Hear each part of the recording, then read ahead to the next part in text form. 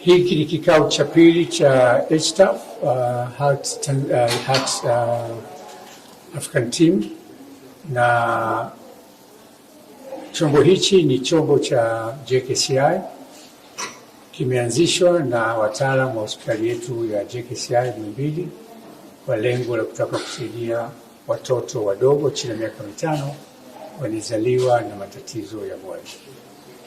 Kimeanza kufanya kazi. Tulifanya harambee mwaka jana kupata takriban milioni 700 ambazo target yetu kwa kuhudumia watoto 200, lakini tulipata bahati ya kuongeza kwa watoto 304. Kwa kweli ni taasisi ambayo inatoa huduma kubwa sana kwa watoto hawa. Gharama moja ya kumtibu mtoto takriban milioni 8. Foundation hii ya HTAF inatoa milioni 4 kama mchango wake, lakini serikali yetu chini ya uongozi Mama Samia wanatoa 70% ya gharama kuhudumia watoto hawa. Tuendelea mkakati hii kikao chetu cha pili, na mimi nazungumza hapa ni mwenyekiti wa taasisi hii, na tuna mkakati mkubwa sana wa kuongeza mapato ili tuweze kutibu watoto wengi ambao wanaathirika na ugonjwa wa moyo wakiwa wadogo.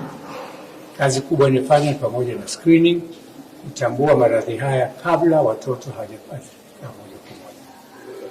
Tuna mkakati vile sasa kwa wagonjwa kutoka nchi za nje, nchi za jirani, nchi za Afrika Mashariki, nchi za Magharibi pamoja na visiwa vya Komoro. Naitwa Dr. Peter Richard Kisenge, ni mkurugenzi mtendaji wa taasisi ya moyo ya Jakaya Kikwete.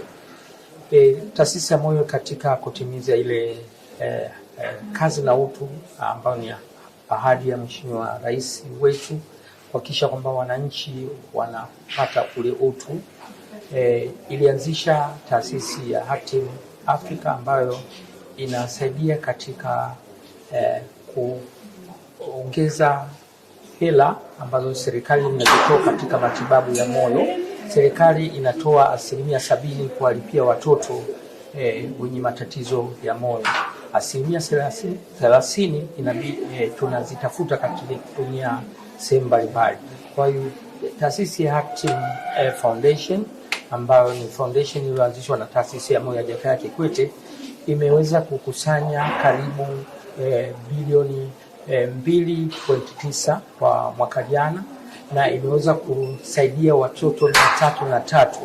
Watoto hao wamelipiwa operation zote za moyo, ambapo gharama ya operation moja inagharimu kati ya milioni 8 mpaka 15.